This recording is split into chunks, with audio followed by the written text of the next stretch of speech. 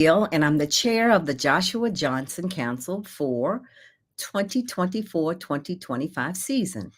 We welcome you to the Joshua Johnson Council's JJC Talks, and we are thrilled that you took time out of your busy schedule to join us live from Facebook or YouTube to hear from the artists who participated in the JJC BMA MICA Artists in Residency program.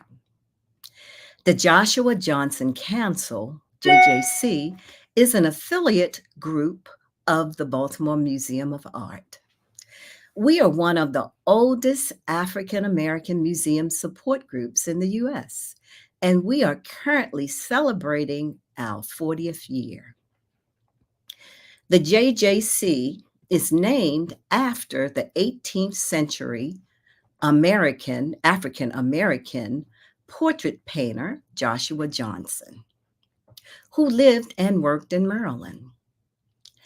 Our members share a passion for African American art, and we are artists, art lovers, museum goers, collectors, educators, students, docents, and others who care about connecting with art, the community, or the museum. It is our mission to forge meaningful connections between Baltimore's African American communities and the Baltimore Museum of Art by promoting and highlighting the achievements of African American artists. JJC membership offers a number of ways for art lovers to actively participate in the museum's work within a network of friends and colleagues dedicated to art. We invite you to join both the Baltimore Museum of Art and the Joshua Johnson Council. Membership dues support our work. JJC has business meetings on the second Thursday from September to June at 6 p.m. and JJC Talks begin at 6:30 p.m. You can find information on how to become a member of the Joshua Johnson Council in the chat. Also, you can follow us on Facebook. If you follow our Facebook page, you will be able to keep up with some of the things that we are doing and some of the things that are happening in the art world in the community. Now you will hear from our BMA liaison who works so closely with JJC, and she'll tell you more about our Artists in Residency program. Welcome. We're so happy you're here, and you're going to have a wonderful time hearing about our artists.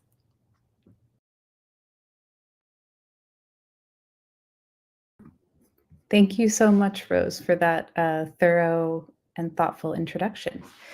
My name is Meryl Hambleton.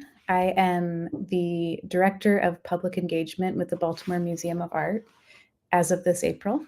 So I'll be a new face to many of you. And part of my position is serving as the liaison to the Joshua Johnson Council. So I have the honor of working closely with Rose, the rest of the executive committee, and the membership to develop programs like the Joshua Johnson Artist-in-Residence program, JJC Talks, and much more. I have the privilege of introducing our artists tonight, and we're so delighted to be joined this evening by Ainsley Burrows and Vonne, two artists who I've gotten to know over the last few months and who are really fantastic and making wonderful work. So we're really excited to hear from them tonight. This summer, Ainsley and Vonne participated in the third iteration of an Artist-in-Residency program that is supported by the Joshua Johnson Council, the Maryland Institute College of Art, and the BMA. The program, which started in the summer of 2020, supports two Baltimore-based artists with 8 weeks of studio space at MICA's Lazarus Center, a stipend of $2,500 supported by the Joshua Johnson Council, and also includes the opportunity for artists to share their work as part of the JJC Talks series, which is, of course, what brings us all here tonight. In the past years, you may have joined talks from our 3 previous artists in residence, Nicoletta de la Brown, Charles Mason III, and James Phillips. The JJC Artist-in-Residence program, is intended to create a platform to support artists, encourage intergenerational learning, and to grow meaningful connections and discourse with the JJC, the BMA, and MICA.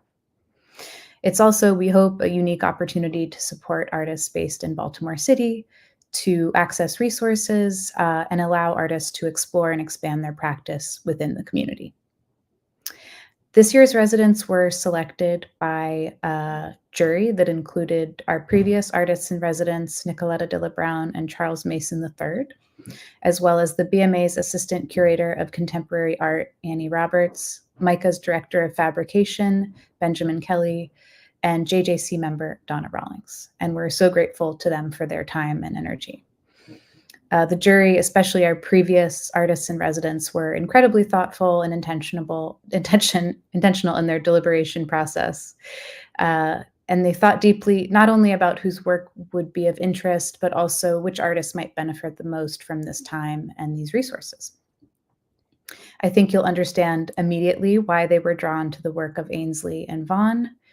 And without further ado, I will get to the heart of the matter tonight, to our artist talk. We will hear first from Ainsley Burrows, who I'll introduce momentarily. After Ainsley shares his work, I'll introduce and pass the stage to Vonne, and we will end the evening with a conversation and Q&A moderated by JJC member and BMA board member Antoinette Peel. We ask you to please share your questions in the chat, and we will do our best to pass them on to the artists. So Ainsley Burrows will begin our evening. Ainsley is a multidisciplinary artist who explores untold stories and unspoken emotions. He is a poet, musician, and performer, as well as a painter, and his different creative pursuits influence each other.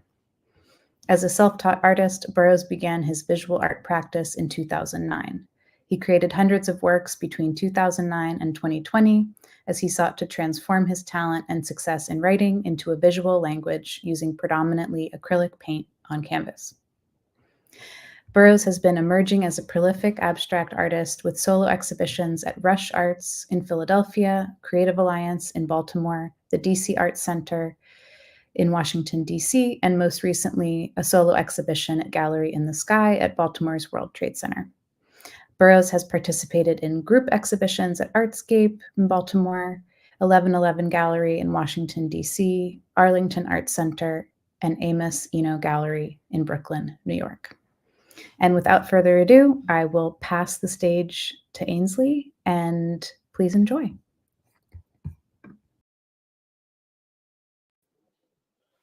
Hello, good evening, everyone. My name is Ainsley Burrows, and I'm one of the artists who are chosen for the JJC BMA MICA Artist in Residency program. First, I want to say thank you very much to JJC, BMA, and MICA for having the forethought or for the vision to have such an amazing program. Also want to thank Merrill for being a very great liaison for facilitating the experience and making sure it was smooth and seamless. The program was an 8-week program at MICA. It started out for me with an orientation where we went and saw all the maker spaces that they had. Went to see the fabrication studios where they do ironwork, the fiber.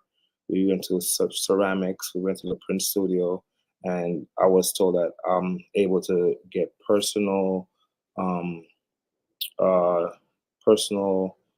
training, or I could learn to do different kind of things in all the different studios. 2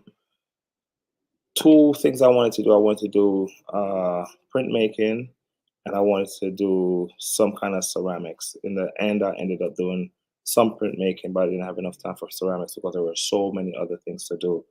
I was welcome in the program, and the one thing that I think was really, really good is that we had a lot of interaction with the MFAS graduates in the graduate program. I took part in a lot of the visiting artists lectures. Also in the artist critiques and studio visits. I think mostly the artist critiques were very important for me. The studio space at MICA was a really good studio space, especially for the lighting, because I came to Baltimore because I wanted to have more studio space than I had in New York. This was like close to 3 years ago. And when I got the studio space in MICA, I was glad to be on the MICA campus, but the studio space wasn't necessarily what I craved most. But what I realized was just being in that studio space changed the way I viewed my work and the way I viewed work creation. Because I was in a space where there's zero distractions. Because my studio is a home studio where I could just run upstairs, or there's stuff to distract me. But when I was at MICA, all I had to do was just make art. Um, Also, just being in a space where the light was different changed the type of work I made.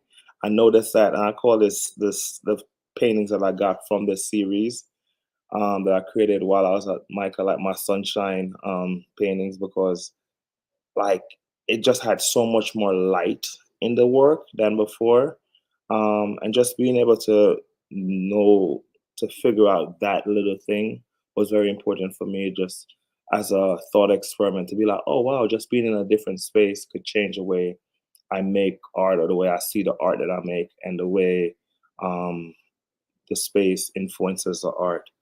um, the thing that was also really great about the program was that I was in a space where there are tons of other artists that I'm having conversations with, having interactions with, and normally in my studio by myself, just making kind of like uh, I wouldn't say tunnel vision work, but just you and the work. There's no real interaction with other artists, but I think the interaction with the other artists influence the kind of work I produce. Even though I created similar work, it's just I think that being in that space uh, made the art different just by the interaction. I also like the kind of intellectual rigor that's involved on the MICA campus, because I'm a self-taught artist, and most of what I know about art is mainly from just having conversation with artists, watching videos over the years, visiting museums, galleries, reading books, all this stuff. But to be in a space, making art, interacting with artists, it felt kind of more alive, and like the art creation endeavor was more like a living, breathing space for me. Some of the works that I created during the residency, you can see one on the screen right now. It's called Secrets. It's acrylic on canvas. This painting actually is one of the paintings in the show At the Top of the World. Here are others. So this one is called Secrets. It's 66 inches by 72 inches. Then we have this one called Pieces of My Splintered Father. Is a painting that I made during the summer. And interestingly, like I lost my father, not this summer, but the summer before. And when I was at MICA, I guess because I was like alone, isolated, I just had all this time to think about, like that issue about my father passing. So this was, I think, the first work I made when I got to MICA. It's called Pieces of My Splintered Father. It's acrylic on canvas. Then I have some canvas on the canvas also. Then this work was another one called Conjure. So like when I was at MICA, because I literally every single day I scheduled, I'll get there at 10 and I'll leave at 5.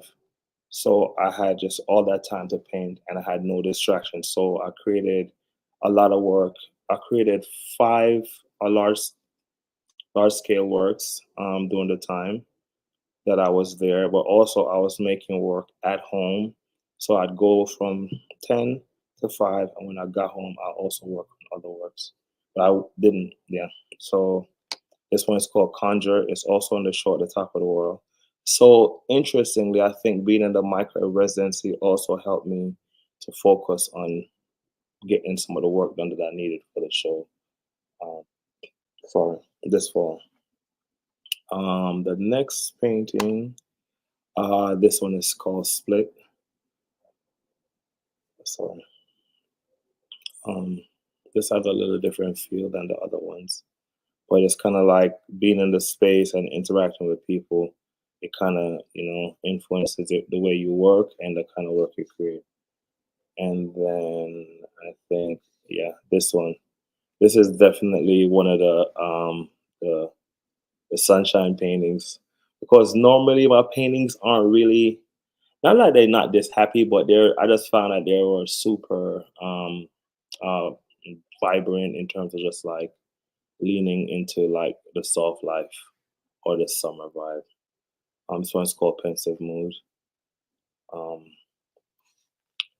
And then this was the final painting. I was working on this painting at home while I was going to MICA. So when I was going to MICA in the daytime and in the night, I'll work on this one.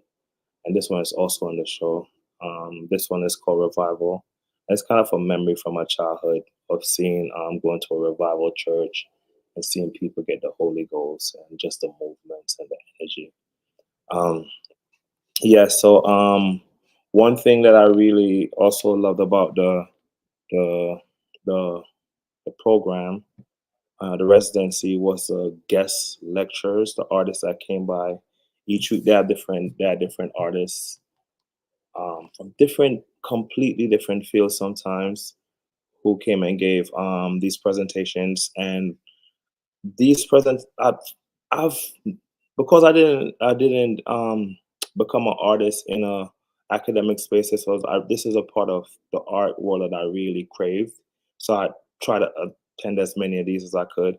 And one of the artists that I saw was this artist from New York called Yamini Nayar, and her practice really opened up a whole entire world for me in terms of like art creation and the object of why she created her art and what is the art and what is the process, which is very interesting, because what she did was her end product or the end goal of her work was a photograph. But her work was very sculptural. So she'll build this elaborate sculpture. Then she took a photo of the sculpture, and the photo was the art, but then the sculpture was destroyed. And something about that just seemed very like,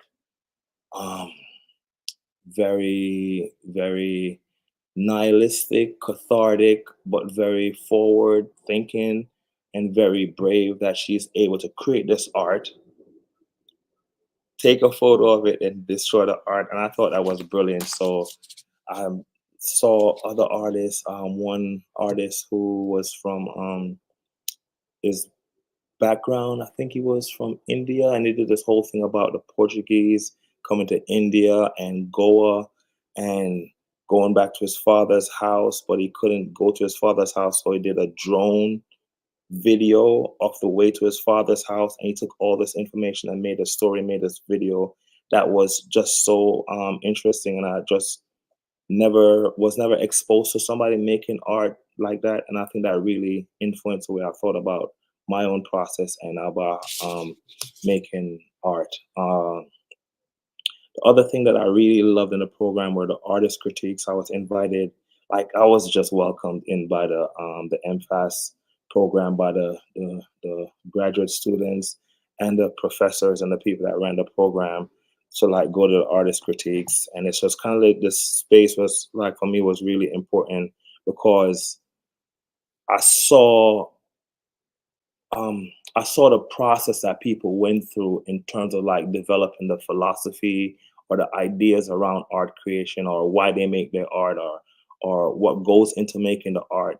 And I felt like I really needed that. And out of all the other things, out of all the different parts of the residency, I think the artist critiques for me were the most impactful for me, because it's like almost like you get to go in the background and see what's in the hard drive of art creation. It's not just looking at the art or somebody presenting art to you. It's like they're telling you how they make it, and then you're getting 20 different perspectives on what people are seeing. So it's kind of a way of relearning, or way of seeing art in a different way than I was used to looking at art and seeing art. I think overall, the program was amazing. For me, it accomplished more than I was expecting, because in the back of my mind, I just thought, oh, it's just going to be like a studio space to paint and probably have some conversations with some artists that are there. But when I got involved, it became this whole thing where I felt like I was a part of an art family, a living, breathing art creation machinery. Is there anything in the program that I think I would improve about the program? I think I would make it longer. That's the only thing that I wish it was longer.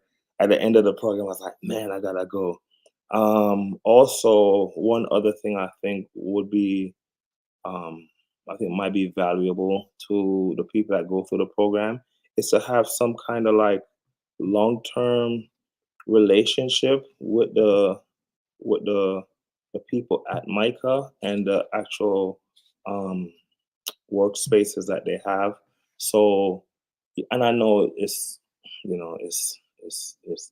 probably not something that's possible, but like I think the long-term conversation is might be something valuable for up and coming artists. That is that's the end of my talk, and I hope you enjoyed. Once again, my name is Ainsley Burrows, current resident of Baltimore, Maryland, and thank you very much. Thank you so much, Ainsley. We'll have the chance to ask Ainsley some questions about his work after. And I will now introduce our second resident, Vonne Napper. Vonne is a community-based interdisciplinary artist born and raised in Washington, D.C. Their art practice spans various mediums, including music production, printmaking, graphic design, videography, painting, writing, rapping, sewing, movement performance, installation, and assemblage. Vonne's practice centers on preserving Black, queer, and trans narratives, supporting social justice calls of resistance, and emphasizing spiritual and mental wellness. Identifying as non-binary and transmasculine, Vonne pulls from their lived experience to highlight the challenges of existing at a particularly targeted intersection in today's society, and employs their spirituality to establish connections between the communities to which they belong. I will welcome Vonne to the stage. Hello, everyone. Thank you so much, Mero, for that really beautiful introduction. And kudos to you, Ainsley, for your wonderful presentation as well. I enjoyed seeing your art once again, since I haven't seen it since this past summer. So thank you for elaborating more on the inspiration behind your pieces. For my segment, I will present a slideshow in just a bit, but I did just want to also extend gratitude to everyone from the Joshua Johnson Council to the Baltimore Museum of Art and Maryland Institute College of Art. Sorry, my dog is like in the way. For just creating such an amazing opportunity and space to grow as an artist, as well as connect with other artists and deepen my roots in the Baltimore community. It's been such a rewarding experience. And I, like Ainsley said, wish it was a little bit longer, but I am still very grateful for how long it was and for how changed I have become since that experience. So without any further ado, I will go ahead and share my presentation and show you all, or really paint a picture how my practice came to be, starting with how I see myself. So I'm a community-based interdisciplinary artist, educator, facilitator, printmaker, and land steward. And pre-MICA, I was actually spearheading my brand, The Regal People, which emphasizes human empowerment by encouraging individuals to manifest their goals through community engagement, wellness, and innovation. And with this particular brand, which started in 2014, my partner at the time and all of the community artists that I was working with, we organized together between DC and Houston to create music and art-based events, to construct clothing and merchandise that spoke to the mission of the brand. Also vended at vendor markets and organized around social justice causes, more so like making socially engaged art, as well as being out there on the front lines during protests. And a lot of what I did with the Regal People informed my decision to enter MICA's community arts program after, of course, being connected by my, or contacted by my former teacher turned mentor, who insisted that I dive a little bit deeper into what I am doing with my art practice. So shout out to Mr. Silky. All right, so at MICA, I entered it during the pandemic, so most of the things were shut down, but it was still an opportunity to connect with my cohort and the Baltimore community. I actually moved out to Baltimore in 2020, and I'm so glad that I did. When I touched base here in Baltimore, I landed in Holland's Market, and that is where I felt the love from day one. And it's so funny because in my first year, my first residency ever was at the B&O Railroad Museum, and being the first artist in residence there, it was quite the experience. I developed a program, a virtual art-based program for middle school students for 11 months, where they got a chance to learn more about the museum and see how it connected with them, their family, and the history of Baltimore itself, especially with it being located within a predominantly Black community.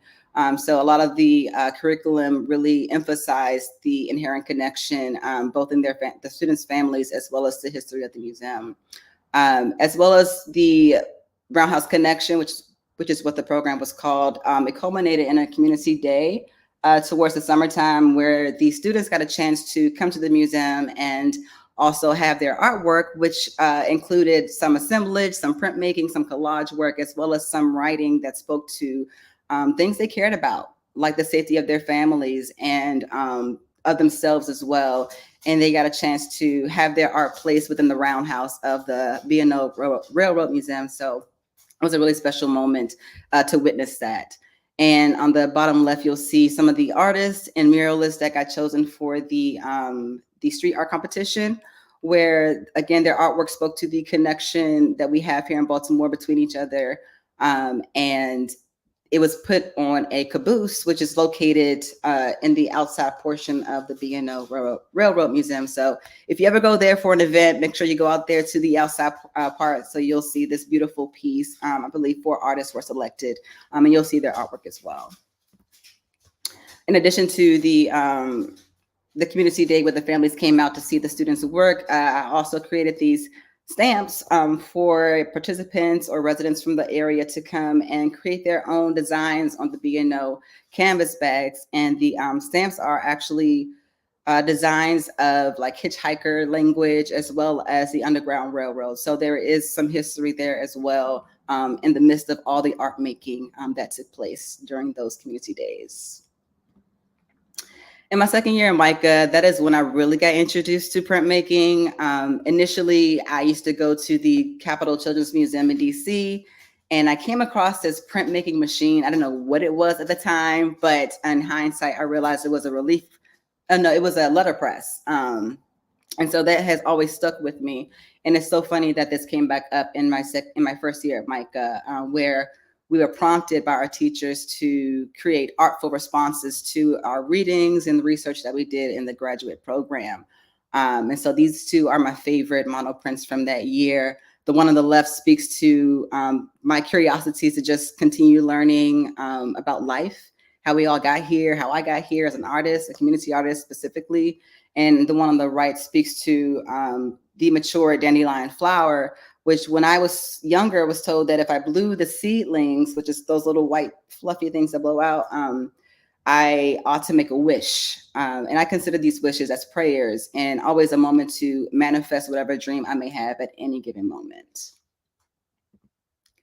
In my second year, I got a chance to dive deeper into my art practice, a lot more mediums I got a chance to experiment with, including Rizzo print on the left side, where it says The Misgendered Adventures of Envy, and then constructed piece that says, Am I Visible? And they both speak to my identity, which is what I dove deeper into within the MICA program. As I worked with my peers and learned about their connection to their identity and presentation, it was a moment for me to become more vulnerable and also share my story, because in that same way, I was also healing just from the things I experienced throughout life by not having that connection or clarity on who I am or how I saw myself to be in society as a non-binary person and transmasculine person. And towards my thesis, I kind of rounded out my connection with my art practice, where it spoke to just really examining how I show up in it and why I do what I do as an artist. And this also tags on to this social justice ecosystem. And I cannot think of the person that coined it. But on the left, you'll see kind of like a diagram of how you can show up, right, in the social justice ecosystem. And I see myself as a weaver, connecting people together from different communities, and also a healer. I consider myself a spiritual teacher and healer in all that I do. I'm very service oriented. So with the workshops that I facilitate or the curriculum that I create, or just the people that I find myself in environments with, I love to be of service in some kind of way. So again, I see myself as a weaver and healer, and that is emphasized, or that was emphasized in my thesis, and just the work that I do in this present day and age. Here are a few more pieces from my thesis exhibition, speaking again to just my spirituality and diving deeper into who I am. Like the image on the right is an acrylic and I think oil-based painting. And I'm not sure if you remember, but the image at the top is actually an extension of the monoprint that I did initially in first year. And again, it just speaks to diving deeper into who I am in my art practice and really examining it. The middle picture is actually a chiffon tapestry inspired again by the mature dandelion flower. And to the bottom left is an installation kind of piece. It's made out of cement and crushed charcoal that was burned at Lacey Oasis. And I'll speak more to that in just a minute, but Lacey Oasis is 10 acres of land located on Piscataway land in Owings, Maryland, that was gifted to my sister and I by our late grandmother. And this piece speaks to community, love, and art, which is the foundation of my art practice. And then the top left is the biggest piece of my thesis, which is a crochet piece with branches that came from Lacey Oasis, as well as some parts in Baltimore, and speaks to, or rather is influenced by mycelium. And mycelium is connected to fungi and just the underground like root work that produces life essentially. And with fungi and mushrooms, they come about from death or dying things. So this piece in itself speaks to death and rebirth, which is how I pretty much came out of the MFACA program at MICA. This is also another piece of my thesis, and also the first iteration of my archive called Not Just Monsteras. And this is inspired by the plant life in Baltimore. And the reason why I created it and was inspired to create it was, I'm just a very much nature-oriented person. And just by sitting out in nature, I'm very easily inspired by it. And for this piece, I was inspired by the diversity of plant life around us and how they how it lives so harmoniously amongst each other, while even in close range. And I thought about that in reference to humanity and how we, as being very different individuals, but still having similar connections and core values, can learn a lot from the plant life that's outside, and how we can respect our differences, right, and our multiplicities, and still live harmoniously if we allow ourselves to do so. So that's what this archive was inspired by. And I interviewed about 12 people, I believe, from the area, and they spoke on their gender, their pronouns, their healing with their identity and their sexuality and all of that, and things of that nature, excuse me. And actually this, again, was the first iteration, and I'll speak more to how I came about with my current printmaking practice. This is an exhibition that I held upon graduating from MICA, called Choose Your Gender, again, speaking to identity, because again, at that point, I was diving deeper into my healing, which is correlated with my identity and gender. And this was a play on a gender reveal party, because we all know they have the blue and the pink colors to identify if a baby is to be born a female or male. And of course, that baby isn't given the opportunity to choose that for themselves. So that is how this exhibition came to be. And the image on the right is titled Black Sheep. It's an installation piece made of paper, textiles, and beadwork. And it just speaks to how I felt growing up in a body that felt a little bit, or an identity that felt a little bit foreign to me and that I didn't quite understand, mostly because I didn't have the language or education to understand it. So again, this is what this exhibition spoke to in that particular piece.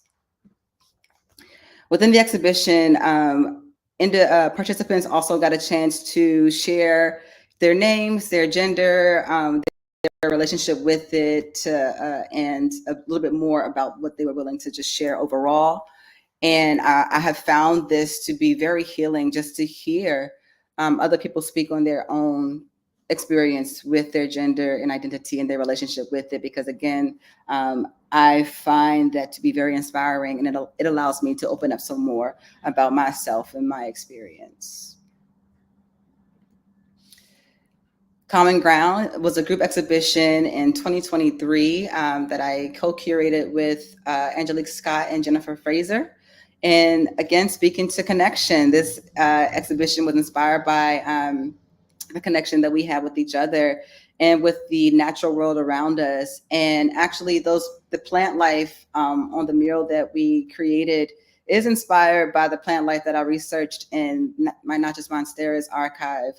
And if you are a plant enthusiast, you may recognize some of them, but if not, some of the images include I think that's a black-eyed Susan on the right with the yellow and black, the blue iris on that back wall. And then in the left picture are ginkgo leaves. So ginkgo is all around Baltimore, and I've even seen some in DC. But again, this is just another extension of connecting plant life to human life. And I really enjoyed working on this exhibition, this first group exhibition outside of the MFACA one at MICA. Now, getting more into my printmaking practice, again, my last work or experience with it had been in my first year with the monoprints, and then a little bit with the stamps that I created for the B&O's Community Days. This is when I really got into linoleum. Linoleum is a middle ground between rubber and wood carvings. And linoleum is something you find like in your kitchen at home, or, those kind of spaces where it's kind of easy to clean up. But generally speaking, linoleum was definitely interesting to work with initially, but I quickly found it to be very cathartic and therapeutic whenever I worked with it. It was a chance for me to really kind of just go inward and bring about just ideas that had been long stored away, or just I wanted to put into a visual versus just, it being in my head. And what came about from this experimentation, so to speak, was MB. And I did speak briefly on this character NB because with my second year MICA, I made that Rizzo print zine, The Misgendered Adventures of NB. And NB is another term for non-binary. And again, that speaks to my identity. And so that's where those two images, those two iterations are in the middle and on the right. And then on the left is my most recent portrait, Earth Dragon Catches the Fire, which is inspired just by honing in on our family, you know, and learning about shadow work and how that shows up in our genetics. You know, we inherit a lot of things through our bloodline, and a lot of that is good, a lot of that is bad. And coming to terms with the bad or shadow parts was really what inspired this piece, like really honing in on it and like really grasping it and honestly becoming friends with it, right? And not being so much afraid of it. So it speaks to that, as well as I'm very much into metaphysical things and astrology and numerology and all that. And the Earth Dragon comes from just my Earth sign and also my Chinese sign as well, which is dragon. So those are a few of my favorite pieces in my printmaking practice so far. And really quickly, I'm not sure if anyone is a fan of Elizabeth Catlett, but she definitely inspired my work on the left, where her work is very expressive. And yeah, I just had to speak quickly on that amazing artist. So if you have not got a chance to experience her work, please do so. Google it. It's all around. But I'll continue on. So this is the piece that I created during my residence in the JJC BMA and MICA residency this past summer. And going along the lines of my Not Just Monstera's archive, it was constructed with oral narratives where I interviewed 3 individuals who identify as non-binary, gender expansive, trans. And it was definitely a rewarding experience. I felt very much closer to my calling as a community artist, for one, but also just as a healer. There were many times in the interviews where I felt like I need to be doing this. And so this iteration is a part of a living archive. This is something that I see myself doing for the rest of my life, and in many different ways, collaborating with other artists, you know, whether they be videographers, whomever, you know. I just really see it as a space to get to know each other better as humans, you know, in our interconnected existence. And also to just dive a little bit deeper into the ways that we have shown up over the years and how some of our behaviors or beliefs have caused harm on others as well as ourselves.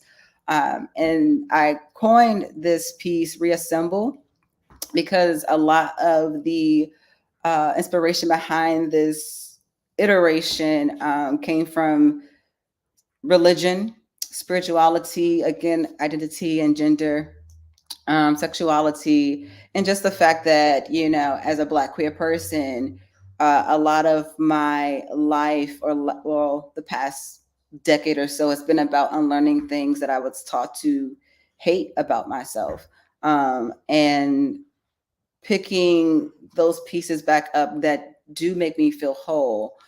So again, Reassemble speaks to that rebuilding, restructuring, and rebirthing, you know, of myself as well as the people that spoke to that on their own journey in this particular archive.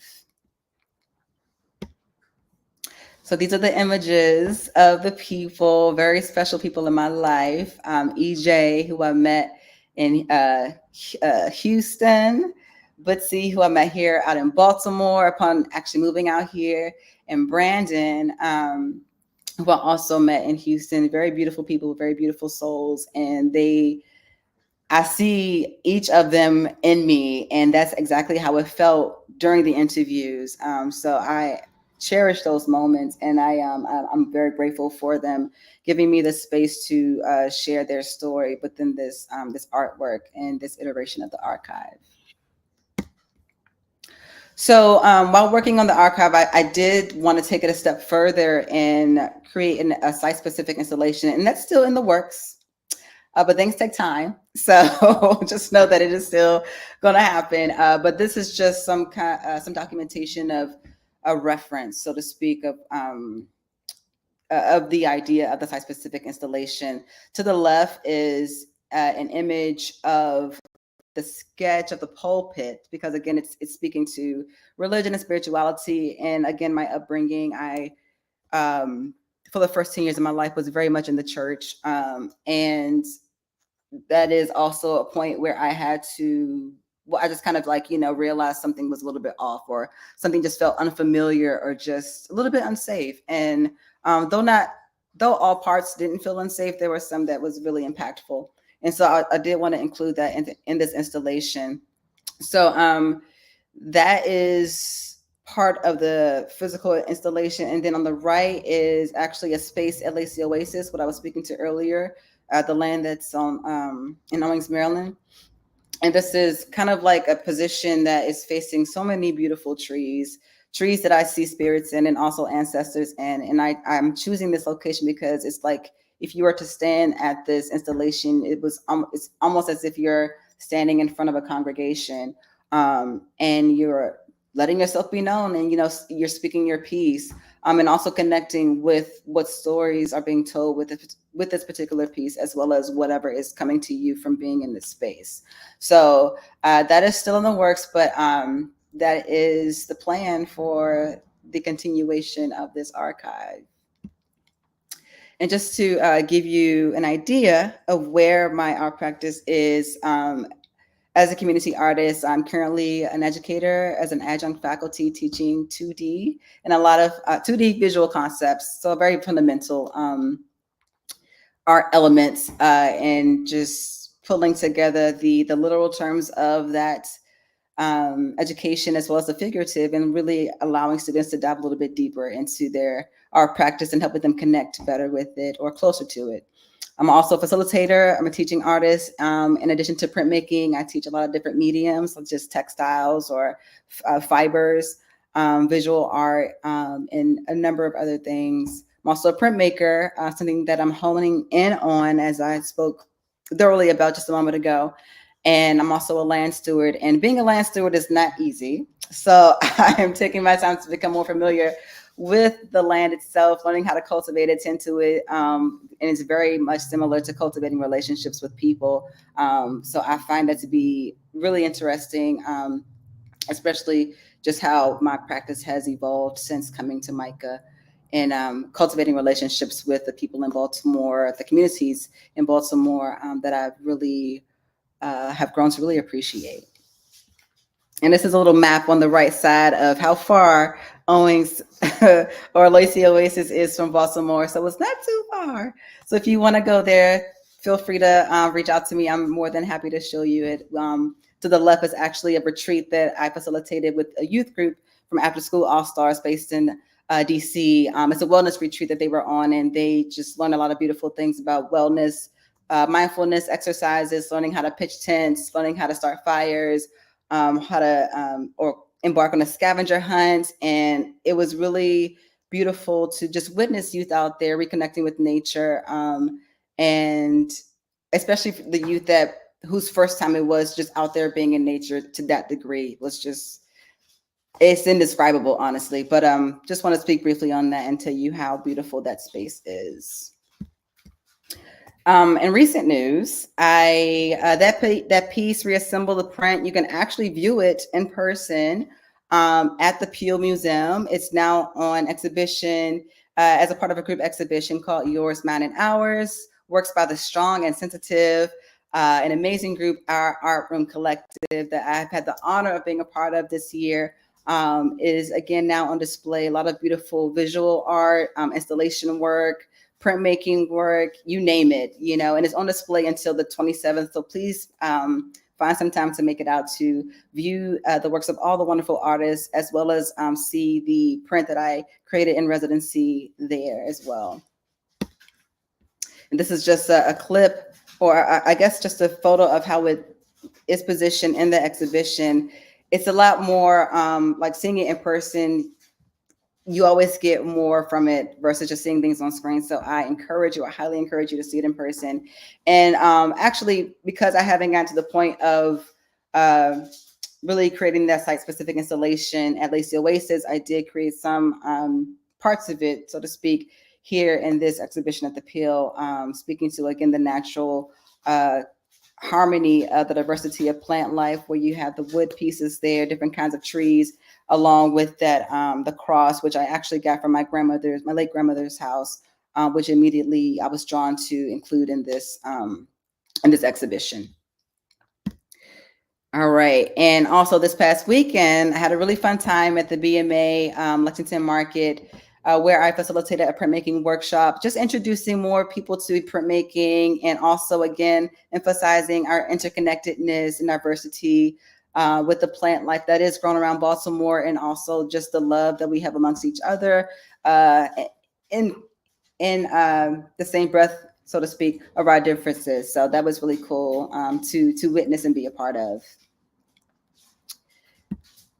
All right, and that is it. I honestly thought that I was going to speak a little bit too long, but I'm glad that I did not.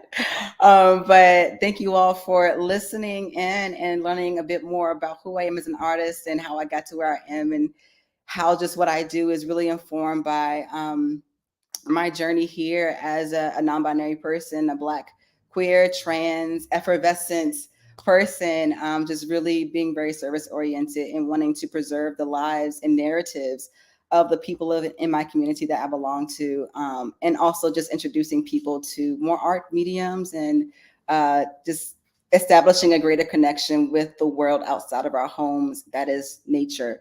And I can be reached my IG, my Instagram, Vonne Napper Studio, as well as my website, vonnenapper.com. You can find all the updates on there. I am a very charismatic person to reach out to, so don't be afraid. And I'll wrap it up there. Thank you. Thank you so much, Vonne, for that wonderful presentation. I am going to bring Ainsley and Antoinette to the stage, and we would love to get any questions from our audience. So please add them to the chat as they arise.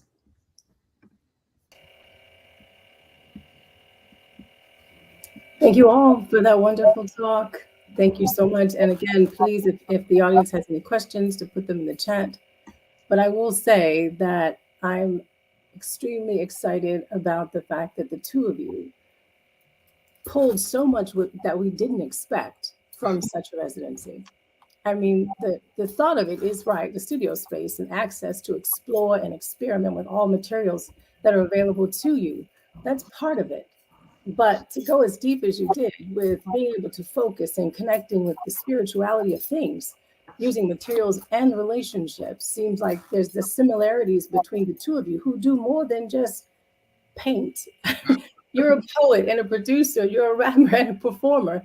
I mean, who could have thought that the two of you with very similar experiences, more expansive practices, would be doing this at the same time and bringing to life all these things that we would get to experience just by meeting you and having all these things happening around us. So that is more than I thought or imagined could be possible through this. I mean, aside from it being an opportunity, it's an opportunity for us to really get to know you both better and want to know more about what you've done and what you will continue to do. So I don't know if the two of you ever had a chance to really talk, but I was like, I'm hearing Ainsley talk about focus and things that he's experiencing, and Vonne is talking about the spirit and nature and how these things, to me, connect. Did you see yourselves as connecting in that way, like the spiritual nature of the work that you're doing and showing, the emotion in yours, Ainsley, and really the nature and spirit in yours, Vonne? So, Ainsley, you. From the moment I met Vonne, we was like, we good. It's like, when you see somebody who like a familiar, it's like, yeah, it's like, and we've always connected, like, even without knowing, like, we've had tons of conversation, but we haven't had like deep conversation, but we've had conversations. And just like there's a connection there, and it's in the program, we were right next to each other. Our studios are right next to each other, so we always see each other. So it's kind of like you have, I don't know how to explain it. Sometimes you meet people and you just connect with them, and it's like it's a weird thing to say. It's like they feel like family, even though they're strangers. And that's been, I think, the first night we met you, we did a well, let's not get into that. But we've connected since we met. We've connected, yeah. We've connected, yeah.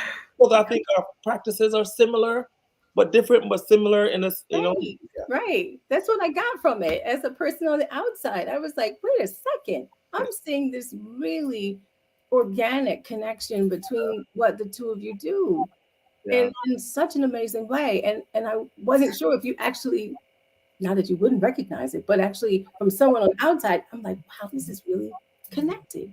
Did you see that right away? Or did you sort of learn that you were going kind of in the same direction or being led there?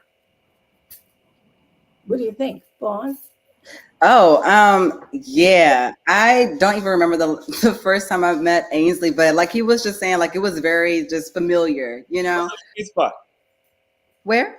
Sweet spot. Oh yes. Sorry. Had a flashback. Yeah, it's just so wild, like how we met in that kind of random way, but then like it was something how our orbits just came closer and closer and closer, you know. And I remember like coming into your studio and you had these books. I don't remember the name of the books, but I was like, oh, I'm into that kind of thing too. You know, it was like just really very aligned energy. And your work in itself too also spoke to me. And just to again learn more about your inspiration behind it was just so like I'm inspired. I'm continuously inspired. So it just felt good to be in an environment where the energy felt familiar, felt supportive, right, and affirming. And also, like Ainsley was saying earlier, you know, being amongst other artists, like within the MFAS program and learning their approaches and how that is influenced by this and that, and how it all just is very inspiring, but also really, it made me feel a lot of gratitude, you know, just to be in that space. So, yeah. Very nice. Just so you know, you will be connected to JJC for the long haul. You know that, right? I just want to put that out there. But I know, Ainsley, you didn't talk much about your other art that you do. I know the painting and the layers in the painting. I do want to touch on that. But I know you're a poet, and I know you're producing a performance pieces. And so, do those all show up in what we're seeing as a result? Do they show up differently now? I think so.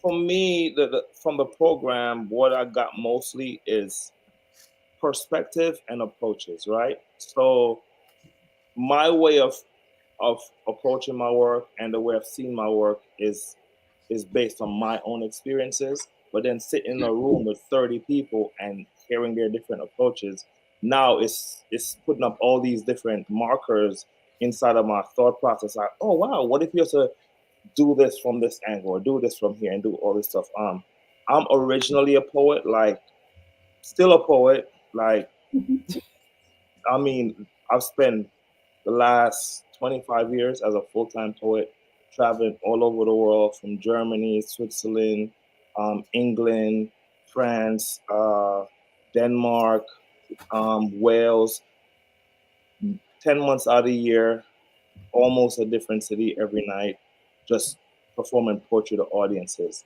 So that's like what is inside of my like inside of who I am. And what I did was to take that thing as a writer and a performer, put it on the canvas. So that's the connection between that and, you know, poetry and the and painting. But also, I do this burlesque show, which is a completely different world. And it seems different, but I'm actually doing the exact same thing in that I try to do art that somehow can affect people emotionally and change the way they view the world and view other people. And most of what I do in the burlesque show is a similar thing I do in poetry, which is a similar thing I'm trying to do in fine art. And it's trying to make connection with people emotionally, like move people and try to see if we could have difficult conversations, whether it's around like the show that I have at the top of the world right now. It's called The Third Future, and it's me doing a self-portrait but in abstract art. Yeah. So what it's like, it's kind of like trying to take this idea that the abstract is this thing that's outside of you. What if the abstract is a photograph of what's inside of you? Yeah. That's how I approach the show that I have up. It's currently at the top of the World Trade Center gallery in the sky, and it's kind of like having a conversation that normally people don't have, but that's what I try to do, whether it's in burlesque or poetry or fine art or in music. Shout out to Vonne. Yeah. So I also make music. So, but it's all for me, it's all the same thing. Right. That's what I thought was so interesting about the presentations, because I know that about you. And while I'm learning this about you, and I'm thinking they're in the same residency at the same time, we couldn't have orchestrated that. Nothing to do with the selection. If they're looking at what you do and bringing it together, they're still about community and reaching people and reaching them differently at different places. And then being seen as that, whatever that is, as it presents itself.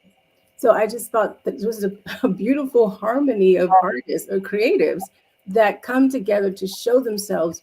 And I almost want to say, and you can tell me if I'm overstepping, Vonne, to see printmaking is almost like it's here. This is image you see, but you could still make it with your story. You can put your story in it. When you have abstract work, you're also seeing the layers that go into it, and then you can tell your story within that. So you can either look and see an object and understand it, or you can look and see a picture or an image and create what you want to see and understand about it. But together you get to explore. Yeah. And that's what's quite beautiful about what you do. I got some snaps. I get inspired, but that I was just connecting how the two of you do different things that mean and go in the same direction to meet people at the heart of who they are. Yeah. And they get to figure it out by each and every type of practice that you present. Yeah. So wherever they're, I do want to ask you about the land piece, what looks like the pulpit. Is that to be a temporary piece or a permanent piece that you want? A permanent piece. Okay. I called it a pulpit. Should I not have called it a pulpit? That's what it's inspired from. Yeah, I'm still like figuring out like what will work best in natural elements, just with the wind, the rain, all that jazz, and that's like I'm kind of in the research mode for that part of the installation. But yes, I will let you know. Okay.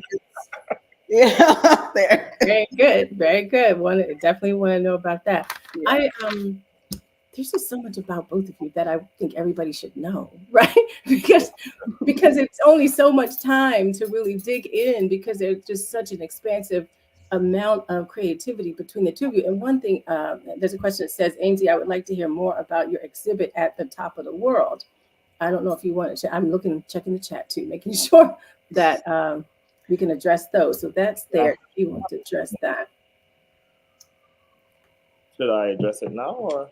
Yeah, just because I don't want to go by without. Oh yeah, so the exhibition is called The Third Future, a self-portrait. It's at the World Trade Center in Baltimore on 401 Pike Street. It's on the 27th floor. Matter of fact, this Saturday, I'm doing private walkthroughs. If anybody listening right now would like to be a part of a private walkthrough, just message me, email me, ainsleyburrows7@gmail.com, and I will meet you at the World Trade Center at 2 p.m. And I'll give you a private walk through the work, talk about the stories behind the pieces. The work will be up until November 18th. On October 25th, we're doing an activation, which is two things, two activations. We're doing a Connect Collect at 6 o'clock. Okay. 7:30. 7:30 with Be More Art, and then from 7:30 to 10 o'clock, we're doing the art soiree, which we normally do at our place in Harwood. But the local asked us if we could do it at the top of the world. It's a beautiful place. It's a dope place. The artists there. We're gonna have fashion, music, uh, photography, amazing people. But yeah, the work is kind of like just trying to figure out what's on the inside. Because a lot of times when people think of portraiture, they think about what's on the outside. I'm trying to get a portrait of what's on the inside, and it deals with different issues from like the loss of my father and what that looks like and feels like my relationship with the United States, being an immigrant, what that feels like, it looks like, and a snapshot of what a future for myself looks like. Yeah, thank you for that. I will say, when you talked about your art soiree, and I'm thinking about Vonne, who's also doing these community engagement big initiatives, but the art soiree brings the whole art community together in all different kinds of ways. And you're doing community engagement daytime events that bring all kinds of people together, teens, adults, to create things. So you see what I mean? You guys are doing very similar things. I do want to ask a question about your actual work. Okay, wait, there's one more thing. Vonne, do you schedule nature walks at your outdoor site? Vonne, that was a question for you that was in the chat. Do you schedule nature walks at your outdoor site? Oh, absolutely. Currently, I would say, it's getting a little cool, but generally speaking, I do it throughout the year. And I'm very willing to go on a day that is best for everyone that wants to come out there. Like I brought friends out there, just the collective, our art room that I was speaking on earlier, I brought them out there just to get some creative downloads, so whenever you want to go out there, let me know. But I'm also planning to do more nature walks throughout the year and trying to figure out the best time to do that. That's a great question, because I've been trying to really bump that up a little bit. Yeah, you could do a whole picnic in the park. We have family that do their reunions out there. Teachers do their PDs out there. It's nice. amazing. Nice. Yeah. So, Ainsley, I do want to ask you a question about some of your work. Now, it seemed like the ones where I'm going to just say Secrets and Splinters of My Father had some very some parts that are very crisp, and the stroke of the brush or the utensil is very clean or crisp. And then you have it kind of runs or smears at certain parts.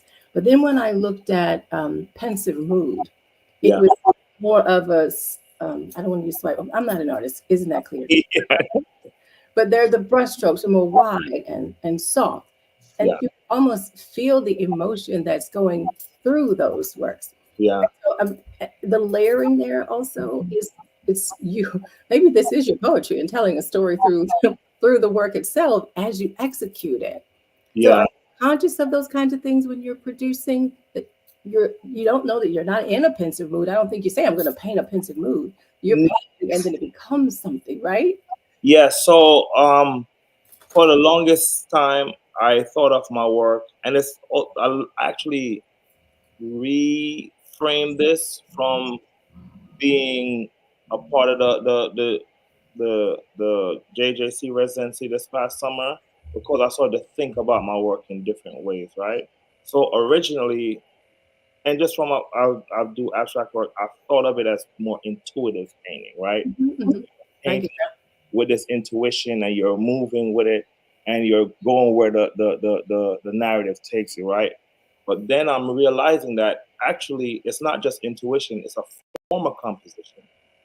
So I'm composing subconsciously this thing that I thought about where I want to get to. So it's before I just thought I had a feeling and I'm trying to get to the feeling and I'm going with intuition. But what I'm doing is actually I'm composing. It's kind of like how people think of jazz as being just free form, but it's actually composition, because it makes sense and it follows a certain pattern, and it kind of, you know, so the paintings make more sense. And this is because somebody told me this, right? A friend of mine, Ro, he's a artist based in Baltimore. He's from DC, based in Baltimore. And he was at the last art soiree and I did this poem. And after the poem, he came up to me and he's like, yo, your work finally makes sense to me now. Because when you hear the poetry, then you understand clearer what I'm doing on canvas. Because it's I have more experience with doing what I'm doing with language. So when you're like, oh, that's it. So I think that's what I'm trying to do. And so the drips and all that stuff that you see on the canvas, and whether it's soft or whether it's chaotic, all those things are like a part of decisions that I make, almost like subconsciously, but also consciously. Yeah, I get that. Are you listening to music when you do that? When you paint? Oh, I listen. So almost all my work, I start off, I'm playing John Coltrane or Stellar Region. And actually, if you go and listen to those pieces, those albums, you're like, oh, now it's making more sense. So yeah, so I listen to music. I make entire soundtracks to create work too. Nice. So it is an extension of language for you. Yes. Yeah. It's a language. Like. How about you, Vonne? Are you listening to the music or something as you're creating? Oh, always. Music is very spiritual to me, and since I was in the womb, it's always influenced, my art, my expression. A lot of times when I was doing music heavily, like performing a lot and rapping a lot of what I was afraid to articulate in regular language or regular speech, I would put into my songs and perform it that way. So maybe it's the melodies or the beats that just pull it out of me, right? And I think really quickly, I think 432 is like the healing frequency, something like that. So the frequencies of sounds also definitely play a part, either in my art making or just how I express myself through music. So to answer your question plainly, yes.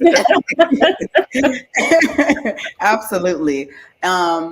And I want to say a lot of ambient music. So a lot of music that doesn't really have a lot of lyrics, or music like Fela or Gil Scott-Heron, Nina Simone, a lot of music that has a lot to say.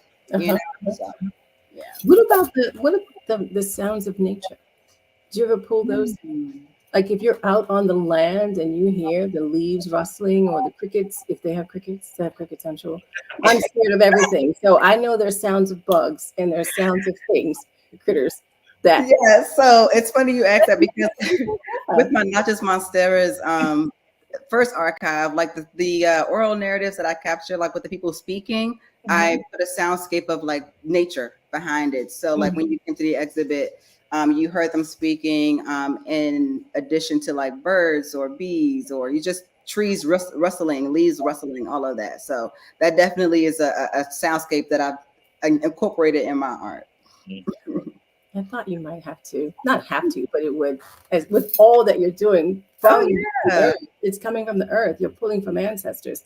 That all of that kind of plays in to what the practice becomes as a result of that. Absolutely. There's a question in the chat I'm going to go to.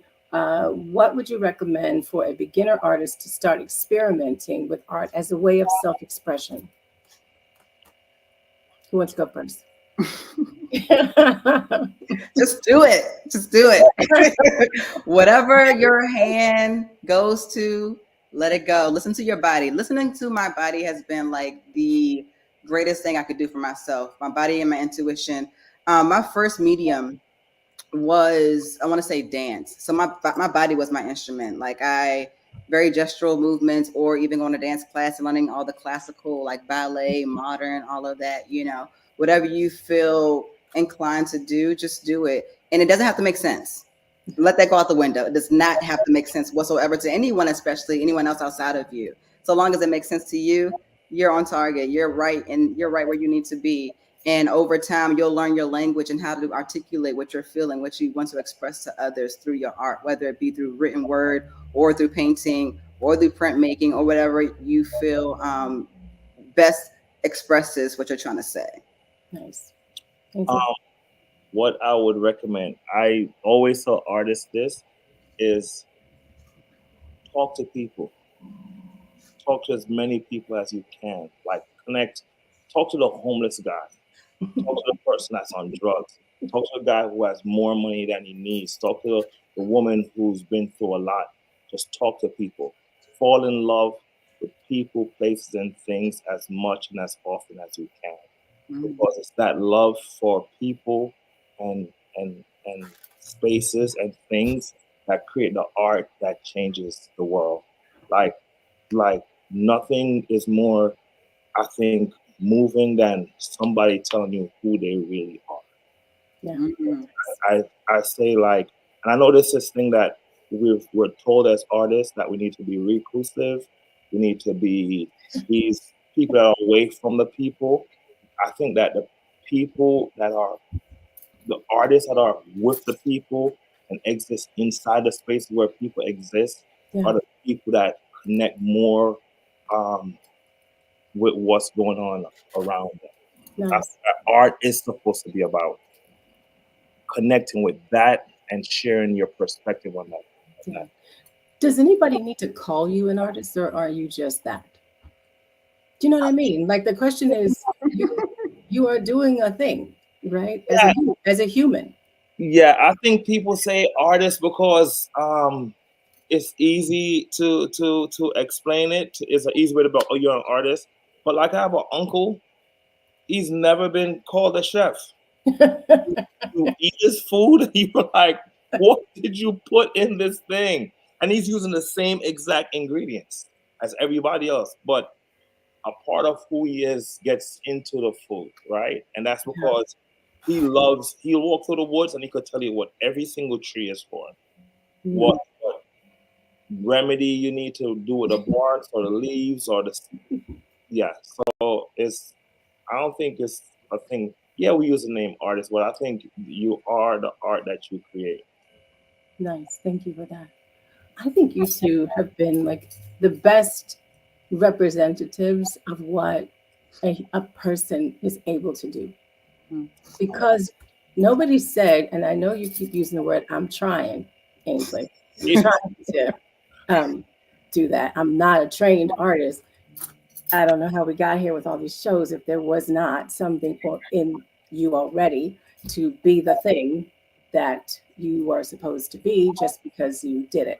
You just started to do what felt like something you had to do.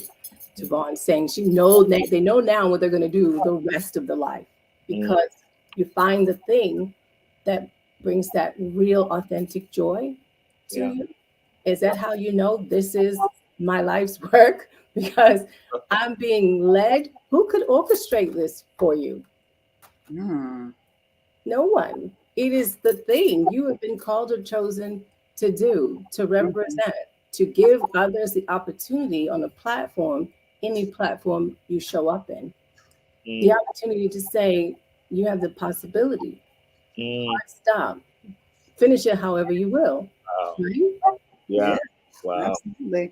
And it's so interesting you mentioned creating that platform, for others to express themselves, be seen, be held, be heard, because when I started the Regal People, that was like my initial thing, was to create a space for independent artists or people that just were claimed or who were put as the underdog, so to speak, or just the outcast. Here is your chance to express yourself, and I want to create that for them. And that's essentially what this archive is doing as well, is holding space for people to share who they are, share their lived experience, and also share their dreams, their desires, and also their frustrations, because a lot of that is important to understanding people in the way that we relate with each other. Yeah. I think and every day I think about it, I feel super fortunate to be able to make art.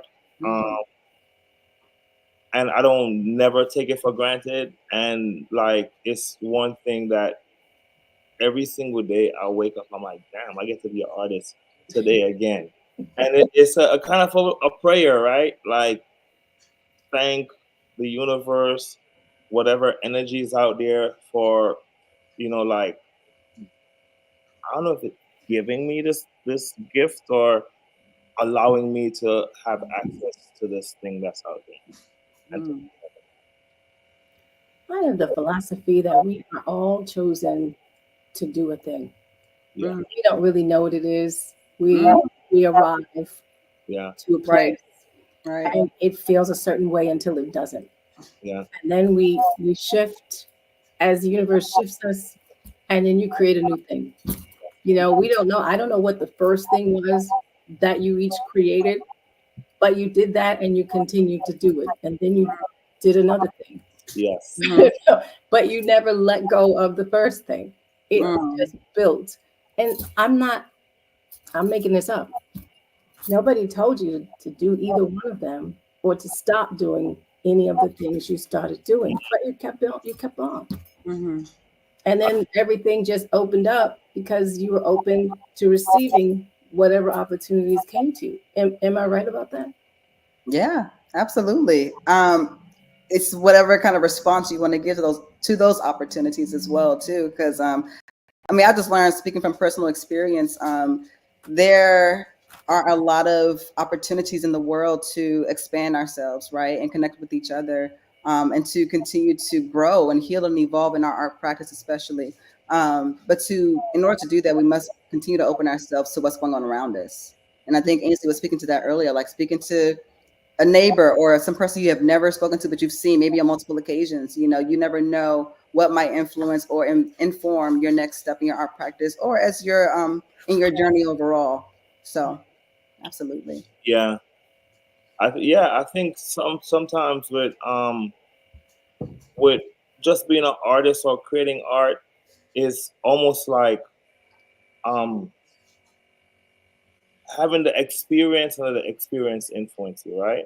So for me, like, traveling was this thing that I know that I'm guaranteed to always be making art if I travel. I'm guaranteed to always be making art if I keep having conversations with people. I'm guaranteed to keep making art if I fall in love as often as I can. And I'm not just talking about like romantic love. Mm-hmm. I came to Baltimore and I fell in love with the city, hard. And that's just how my personality is. I fall in love with things and places. I go to a restaurant and I fall in love with the lighting, and I need to go there at least once a month because I like the lighting. I like the way the bar is set up. I like the way the whole thing feels, and that is kind of like my guarantee to always make more art. That I keep falling in love with people, places, and things. I keep having conversations with people. What's your backstory? And you'd be surprised about the simplest person. You think, oh wow, you'd be like, yeah, I used to be, and you go, how did you get here? And the story in between is insane. And that's what, I think is a fuel. It's just being open. Very good. Very nice.